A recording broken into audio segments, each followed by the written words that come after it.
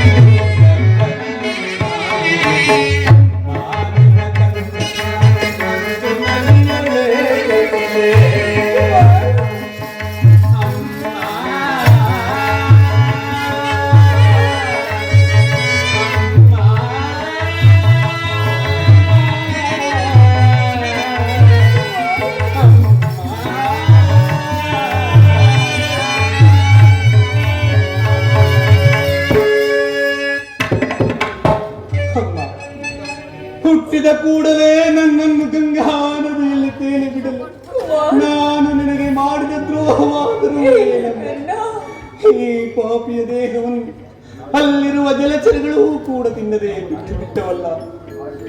ಕಾಡಿನಲ್ಲಿರುವ ಕ್ರೂರ ಮೃಗಗಳು ತಮ್ಮ ತಮ್ಮ ಮರಿಗಳನ್ನು ಅದೆಷ್ಟೋ ಪ್ರೀತಿ ಮಮತೆಯಿಂದ ಸಲಹುವು.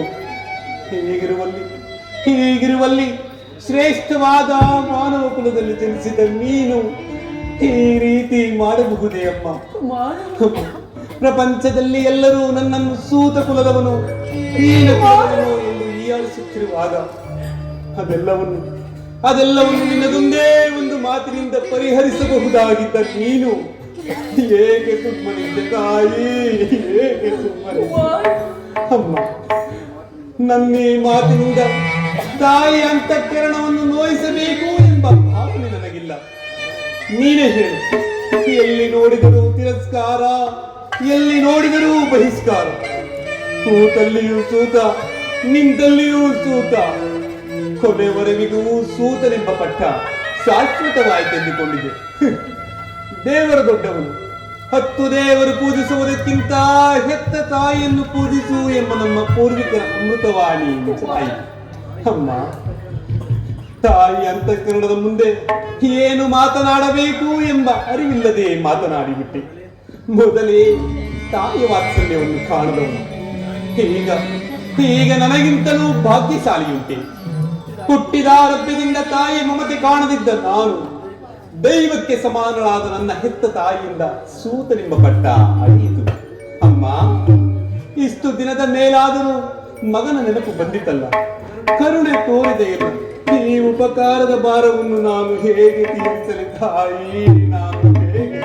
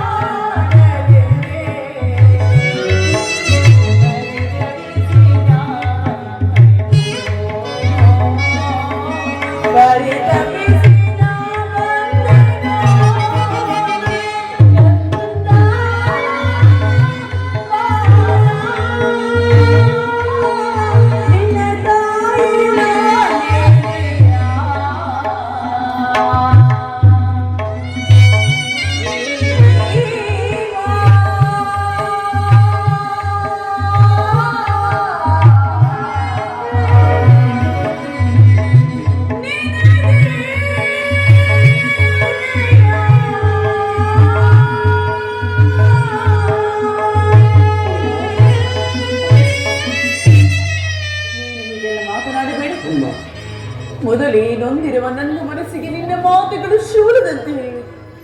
ಸತ್ಯವಾಗಿ ಹೇಳಿದರು, ನೀನು ಬದುಕಿರುವೆ ಎಂಬ ವಿಚಾರವನ್ನು ಇದೀಗ ತಾನೇ ಶ್ರೀಕೃಷ್ಣ ಪರಮಾತ್ಮನಿಂದ ತಿಳಿದು ನಿನ್ನನ್ನು ನೋಡಲು ಕಾತರನಾಗಿ ಓಡಿ ಬಂದರು.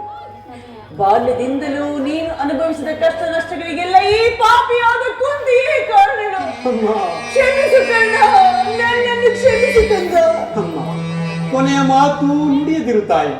ನನ್ನ ಕರ್ಮಕ್ಕೆ ನೀನೇನು ತಾನೇ ಮಾಡಿ ವೀರ ಮಾತೆಯಾದ ನಿನ್ನ ಪಾದ ಸೇವೆಯನ್ನು ಮಾಡಿದ ಆ ಪಾಂಡವರೇ ಸುಕೃತಿಗಳು, ಅವರೇ ಪುಣ್ಯವಂತರು. ಅಂತ ಪುಣ್ಯವು ಈ ಪಾಪಿಗೆಲ್ಲಿ ಲಭಿಸಬೇಕು ತಾಯಿ, ಈ ಪಾಪಿಗೆಲ್ಲಿ ಲಭಿಸಬೇಕು. ಈಗಲಾದರೂ ಪಾಂಡವನೇ ಸೇರಿ ರಾಜಭಾರವನ್ನು ಮಾಡುವಂತೆ ಬಾಕಲ್ಲ. ಅಮ್ಮ, ಇದೊಂದು ಮಾತನ್ನು ಬಿಟ್ಟು ಬೇರೇನು ಬೇಕಾದರೂ ಕೇಳು.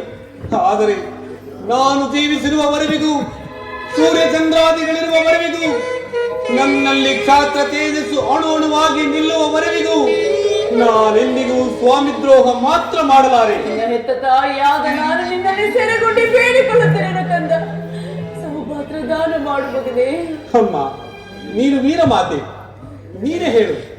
ಹೊರೆದಾತನು ನನ್ನನ್ನೇ ನಂಬಿ ಯುದ್ಧವನ್ನು ಹೂಡಿರುವಾಗ, ಆತನ ಕಾರ್ಯಗಳೆಲ್ಲವೂ ಸಹ ನನ್ನಿಂದಲೇ ಸಾಧಿತವಾಗಲಿರುವಾಗ ಇಂತಹ ಸಂಬಂಧಗಳನ್ನು ಕಲ್ಪಿಸಿಕೊಂಡು ಆತನನ್ನು ತೊರೆದರೆ ಭಗವಂತನು ಮೆಚ್ಚುವನೇ?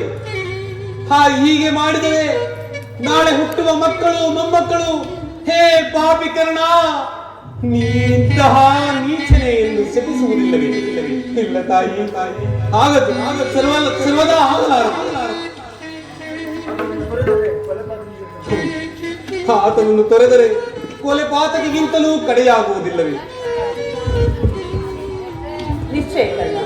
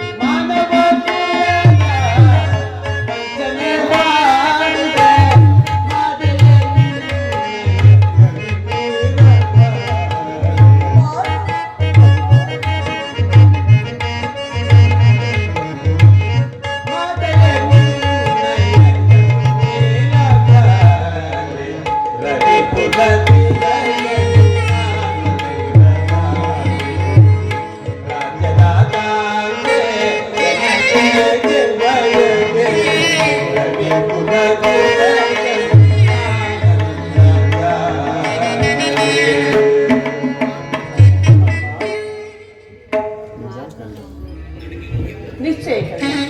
ನಿನ್ನ ಮಾತುಗಳೆಲ್ಲವೂ ಅಕ್ಷರಶಃ ಸತ್ಯ. ಆದರೆ ಪಾಂಡವರು ನಿನ್ನ ಬೆನ್ನಿಗೆ ಬಿದ್ದ ಸಹೋದರರಲ್ಲವೇ? ಅವರ ಕ್ಷೇಮ ನಿನ್ನ ಕ್ಷೇಮವೇ? ನೀವಾರು ಜನ ಸೇರಿ ರಾಜ್ಯಭಾರ ಮಾಡುವುದನ್ನು ನಾನು ನೋಡಿ ಸಂತೋಷ ಪಡಬಾರದು ಕುಮಾರ. ಅಮ್ಮ, ಆ ಭಾಗ್ಯವು ಈ ಪಾಪಿಗೆಲ್ಲಿ ಲಭಿಸಬೇಕು ತಾಯಿ, ಪಾಪಿಗೆಲ್ಲಿ ಲಭಿಸಬೇಕು. ಇದುವರೆಗೂ ಆ ಸೋದರ ಭಾವನೆಯೇ ನನ್ನಲ್ಲಿರಲಿಲ್ಲ. ಅದು ನನ್ನ ತಪ್ಪೇ. ಪಾಂಡವರ ಪ್ರಾಣವೇ ನನ್ನ ಪ್ರಾಣವೆಂದು ಶ್ರೀಕೃಷ್ಣ ಪರಮಾತ್ಮನೇ ಹೇಳಿರುವಾಗ ಅವರ ಪ್ರಾಣಕ್ಕೆ ಭಯವೆಲ್ಲಿ ಬಂತು ತಾಯಿ? ಗೌರವನೇ ಸೇರಿ ಪಾಂಡವರಿಗೆ ಕೇಳಿನ ಬಯಸುತ್ತಿರುವಾಗ ನಾನು ಭಯಪಡದರೆ ಹೇಗೆ ಇರಲಿಕ್ಕಲ್ಲ? ನಾಳಿನ ಯುದ್ಧದಲ್ಲಾದರೂ ಪರಾನ್ಮುಖನಾಗುವ ಕರ್ಣ. ಅಮ್ಮ, ಈ ಕರ್ಣನು ಅಂತಹ ನೀಚನಲ್ಲ ತಾಯಿ. ಪೌರುಷವಿರುವವರೆಗೂ ಹೋರಾಡಿ ಆ ನನ್ನ ಸ್ವಾಮಿಗಾಗಿಯೇ ಮಡಿಯುವೆನು. ಅಮ್ಮ, ಆತನಿಗೆ ನನ್ನ ಮೇಲಿರುವ ವಿಶ್ವಾಸವನ್ನು ನೀನು ಕಾಣೆಯ? ಪ್ರಪಂಚವೇ ನನ್ನನ್ನು ಕೂಡಿಬಿಟ್ಟಿದ್ದಾಗ ಅತಿ ಮನ್ನಣೆಯಿಂದ ಸಾಕಿ ಸಲಹಿದವನಲ್ಲವೇ? ಕುಲಹೀನನನ್ನು ಉದ್ಧಾರ ಮಾಡಿ ಅಂಗ ರಾಜ್ಯಕ್ಕೆ ಅರಸನನ್ನಾಗಿ ಮಾಡಿದವನಲ್ಲವೇ? ಆತನು ನನ್ನನ್ನು ಪ್ರಾಣದಂತೆಯೂ ಹೃದಯದ ಸಕನಂತೆಯೂ ನನ್ನನ್ನೇ ನನ್ನ ಯುದ್ಧವನ್ನು ಹೂಡಿರುವಾಗ ಹೀಗೆ ಮಾಡಿದರೆ ಭಗವಂತನು ಮೆಚ್ಚುವನು. ಇಲ್ಲ ತಾಯಿ, ಸರ್ವದಾ ಆಗಲಾರ. ಯುದ್ಧದಲ್ಲಿ ಪರಾನ್ಮುಖನಾಗಲಾರ.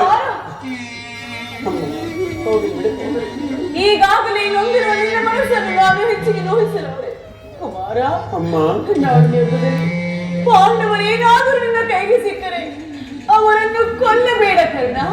ಅವರನ್ನು ಉಳಿಸಿಕೊಡು ಕಂದ. ಅವರನ್ನು ಉಳಿಸಿಕೊಡು. ಯಾರನ್ನಾದರೂ ಉಳಿಸುವೆನು, ಆ ಅರ್ಜುನನನ್ನು ಮಾತ್ರ ಉಳಿಸೆನು. ಅರ್ಜುನನ ಮೇಲೆ ನಿನಗೆ ಏಕಪ್ಪ ಇಷ್ಟೊಂದು ದ್ವೇಷ? ಅಮ್ಮ, ಹೌದು ತಾಯಿ. ಆ ಅರ್ಜುನನೊಡನೆ ಯುದ್ಧ ಮಾಡುವುದನ್ನು ಆ ನನ್ನ ಸ್ವಾಮಿ ದುರ್ಯೋಧನನ್ನು ನೋಡಿ ಸಂತೋಷ ಪಟ್ಟರೆ ಆಗ ನನ್ನ ಜನ್ಮ ಸಾರ್ಥಕವಾಗುವುದು. ಈ ಪ್ರಪಂಚದಲ್ಲಿ ನಮ್ಮಿಬ್ಬರಲ್ಲಿ ಒಬ್ಬರಿಗೆ ಮಾತ್ರವೇ ಸ್ಥಳವಿರುವುದು. ಅರ್ಜುನನಿಂದ ನಾನೇ ಮೃತನಾದರೂ, ನನ್ನಿಂದ ಅರ್ಜುನನೇ ಮೃತನಾದರೂ ನಿನಗೆ 5 ಜನ ಮಕ್ಕಳು ಉಳಿದೇ ಉಳಿಯುವರು. ವ್ಯಥೆ ಏಕೆ ತಾಯಿ? ಕಟ್ಟ ಕಡೆಯದಾಗಿ ನಿನ್ನದೊಂದು ಮಾತನ್ನಾದರೂ ನಡೆಸಿಬಿಡುವೆಯೇ ಕಂದ? ಅಮ್ಮ, ಹೇಳು ತಾಯಿ. ಸತ್ಯವಾಗಿ ನಡೆಸಿಬಿಡುವೆಯಾ? ಅಮ್ಮ, ಎಂತೆಂತಹ ಮಹಾನುಭಾವರುಗಳು ಈ ಕರ್ಣನಲ್ಲಿ ತಂಗಿಷ್ಟಾರ್ಥಗಳನ್ನು ನೆರವೇರಿಸಿಕೊಂಡಿರುವಾಗ ಹೆತ್ತ ತಾಯಿಯ ಒಂದೇ ಒಂದು ಮಾತನ್ನು ನಡೆಸಿಕೊಡಲಾರದ ಪಾಪಿ ಎಂದು ತಿಳಿದೆಯಾ?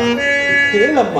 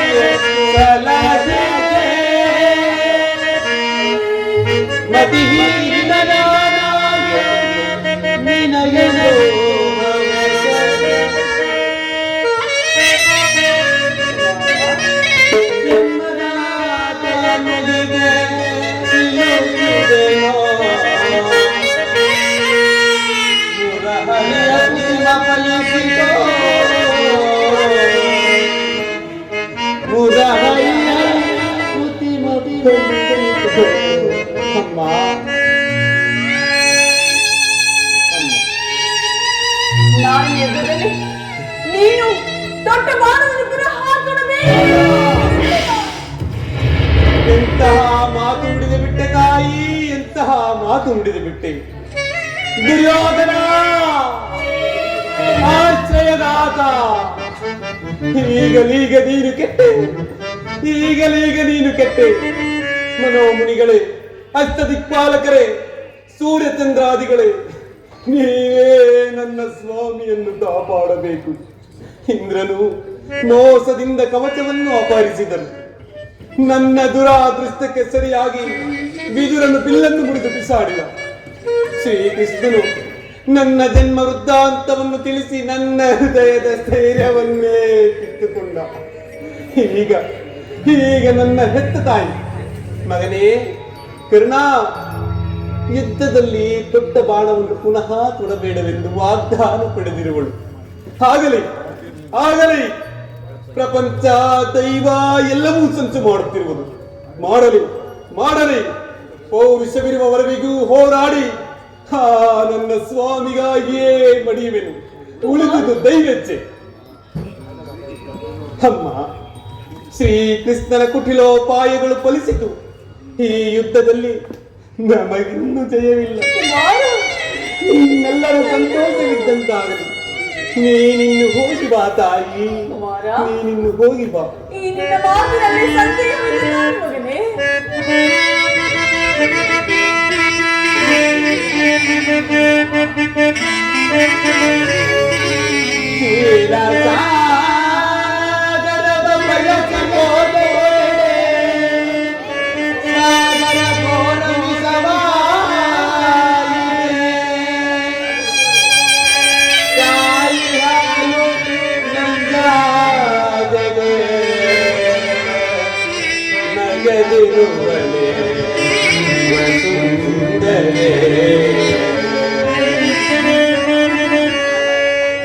ಅಮ್ಮ, ಶ್ರೀಕೃಷ್ಣನ ಕುಟಿಲೋಪಾಯಗಳು ಫಲಿಸಿತು.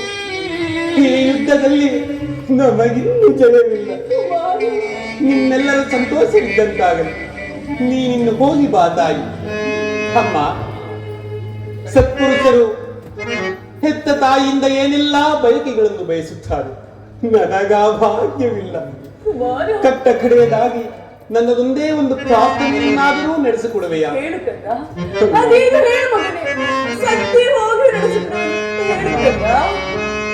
ಈ ಯುದ್ಧವು ಮುಗಿಯುವವರೆಗೂ ನಾನು ನಿನ್ನ ಮಗನೆಂಬ ವಿಚಾರವನ್ನು ಯಾರಲ್ಲಿಯೂ ಹೇಳಬೇಡ. ದೈವವಶ ಈ ಯುದ್ಧದಲ್ಲಿ ನಾನೇನಾದರೂ ಮೃತನಾದರೂ ಸತ್ಯಸಂಧನಾದ ಧರ್ಮರಾಯನಿಂದಲೇ ನನ್ನ ಉತ್ತರಕ್ಕೆ ಇಷ್ಟು ಸಾಕು ತಾಯಿ, ನಿನ್ನ ಉಪಕಾರ. ಇಷ್ಟೊಂದು ಸಂಕಟದ ಆಶೆಗಳಿಂದ ಈ ಸಾಮ್ರಾಜ್ಯ ಉಳಿಯುವುದಾದರೆ ಅಂತಹ ಸಾಮ್ರಾಜ್ಯವೇ ನಾಶವಾಗಿ ಹೋಗಲಿ, ನಾಶವಾಗಿ ಹೋಗಲಿ. ಜನನಿ ಬಿಡದಿ ಸಂಕೋಲೆ, ಜನನ ಮರಣಗಳ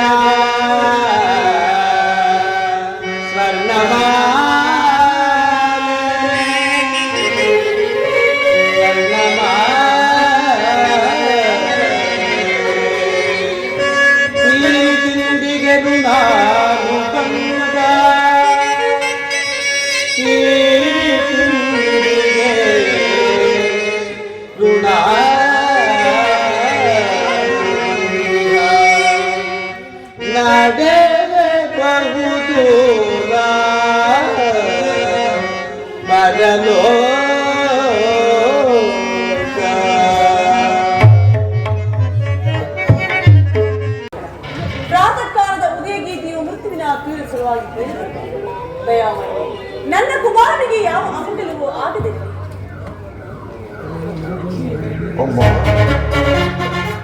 ಬಾ ಕುಮಾರ, ನಿನ್ನ ಸಲುವಾಗಿಯೇ ಕಾತಲಾಗಿದೆ.